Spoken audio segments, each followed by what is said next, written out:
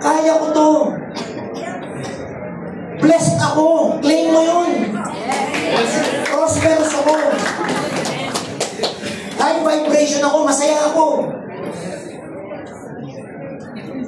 Kung gagawin mo lang yung mga disciplines to become successful, madali dapat ang kalaban mo dito, paniniwala mo. Bakit paniniwala kalaban? Siyempre, iba-iba tayo ng kinalakihan. Na-program tayo, Zen. Sabi mo, bata ka, papagalitan ka pag hindi mo napatay yung ilaw. Maghapon ka papagalitan ng nanay mo. Ikaw talaga, bobo mo eh. Kasulo mo, pag lumaki ka, kriminal ka, ang tigas mo. Hindi mo lang napatay yung ilaw. Naalala niyo yun, yung matatanda ng araw? Huwag kang kakain, ha? Hindi mo napatay yung ilaw, hindi ka kakain. Paano tataas ang bilit mo? Pumunta ka sa bahay ng mga mayayaman. Kahit nagkamali, ano ka ba? Hey, stop it. Tapos na. Hindi yung maghapon, tinutorture. Sa bahay na mahirap maghapon eh, gabi na. Hindi pa rin napapatawad eh. Tama ba? Yes! Sa bahay na mayaman, pag sabi, hey, stop it. Tapos, wala na yun. Pag nagkamali, pinalo, mamaya-maya, yayakapin pa. Totoo po yung kasi alam nila, educated sila sa right parenting. Eh mahirap, pinalo na natin, nandiyan mo, diyan ka lang sa bato, awang ka naman. Alala nyo, pag may bisita tayo ng araw, pag madungis ka, pag may bisita, sasabihin na natin tatin mo. Doon kayo sa bato, madungis nyo, doon kayo, kakaya kayo, doon. Ay, mag-aakot kayo, nandun, no? Tapos, di ba, di ba kayo kumakain yung bisita? Ang tagal-tagal ng Carne Norte sa taas ng aparador, doon dumating yung bisita, binuksan. Diba? Iniluto sa bisita. Sasabihin ng kuya mo sa'yo, silipin mo na nangyari. Kuya, yung corned beef. Kinain na, kuya. Silipin mo na nangyari. Kuya, ubus na, kuya. Pag ang impact nun, mas importante bang tao kaysa sa atin? Kasi dumating bisita, siya pinagain. Yung corned beef na ang tagal, hindi ginagalaw, dumating bisita. Pero kayo magkamali, nanay, corned beef na, tingin na naman. Pero kung may, ano nakikreate na environment nun, mas importante bang tao kaysa sa iyo? Kaya kung lumaki ka, kaasim eh. Kawanin. Sensya na kayo. Royal language po yan, tawag dyan. Ano kasi? Kaya minsan, may kanya-kanya tayong pinagkalakihan. Minsan, natawag ka bobo ng nanay. Pagpunta mo sa school, sabi ng teacher, tanga. Bobo na, tanga pa. Visit eh. Katakot-takot na antivirus ang kailangan mo para ma-reprogram yung utak. Ang swerte nyo sa Ascend Training kasi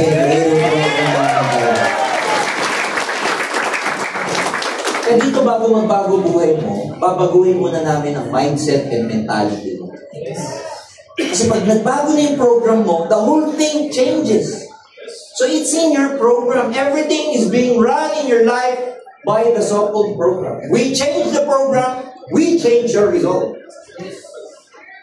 Nag-type ka sa Word, kung alam niyo po sa Microsoft yung Word. Nag-print, lumabas yung print. Eh may typo. Ano gagawin mo pag may typo? Anong papalitan mo? Yung wrong spelling sa bond paper? Bond paper tawag natin. Sino nagtawag sa inyo sa bond paper na bond paper? Di ba tawag natin kokomban? Bakit nyo, di ba lang ha? Oh, pag may wrong spelling, pag lumabas na yung printout, saan kayo magko-correct? Sa kokomban o dun sa computer? Sa computer.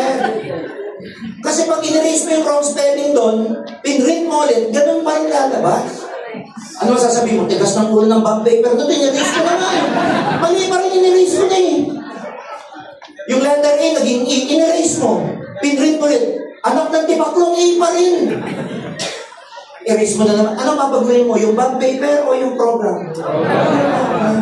Kaya kahit nabaliwin namin kayo sa result na hindi nagbabago program mo, you face the same result. Yes. To change the fruit, we have to change the root. Para magbago yung fruit, palitan yung root. Program. Ang galing to. Ito mo, naka-etis na, isa pa ka. Loko yung gumawa ng ano yan, si Chad gumawa yan eh. False expectations. Expecting smooth skies with no turbulence. Guys, we will provide you everything that you need, but we do not promise that it's gonna be an easy ride.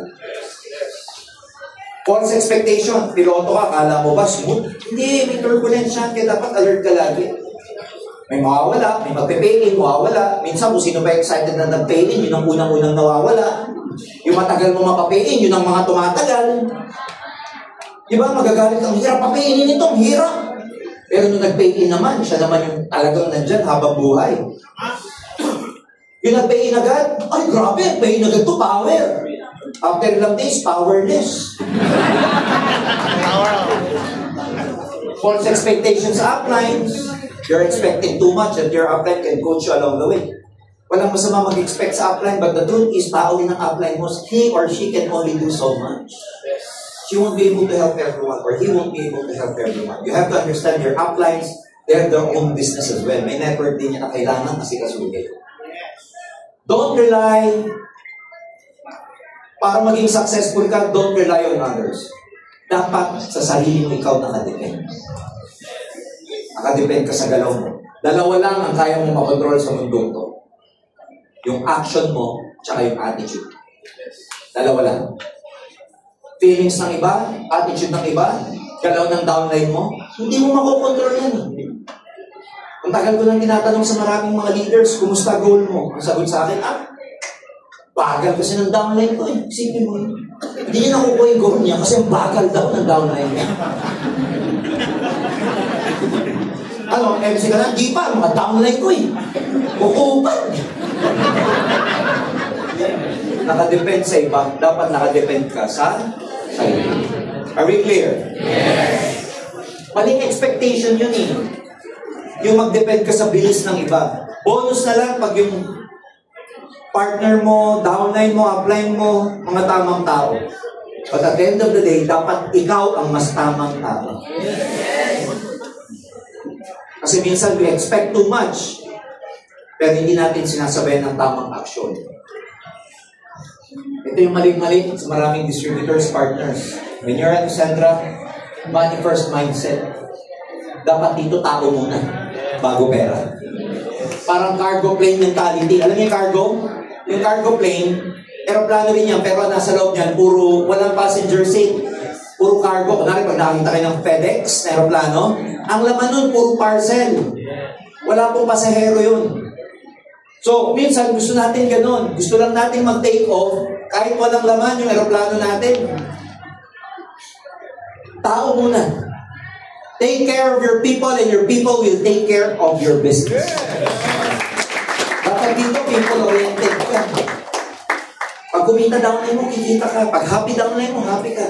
Tama na yung conditioning na laging upline lang ang nakikinabang. Laging nandun tayo sa money. Tama naman yun. Napaka-ipokrito naman natin na nagne-negosyo tayo ng hindi dahil sa pera. But the truth is, if you want to become successful in this business, hindi lang tayo nakatuon sa pera, but we provide value. Sabihin nyo, value. Mas mag-focus ka sa pagbibigay ng value. Natututo ba downline mo? Gumagaling ba? Kumikita ka? Pag nandun ka nakatuon, automatic na yung kita mo. Kasi may value kang na-provide eh. The truth is, sometimes, we want to accumulate wealth, money, fame, pero ano naman ang naibibigay mong value sa universe bago mabigyan ng reward? Create value. Provide value muna. Nagiging mabuting tao ba mga downlines mo? Nagkakaroon ba sila ng skills? Gumagaling ba sila? Nailalabas mo ba yung best version nila? Natuturuan mo ba sila ng tamang attitude, ng skills, ng character? If you provide this kind of values, I'm telling you, automatic ang pera. Pag nakafocus ka sa tao, automatic ang pera. Listening to dream stealers, kumbaga sa flight, yan yung mga hijacker. At the end of the day, marami sa inyo dito old network.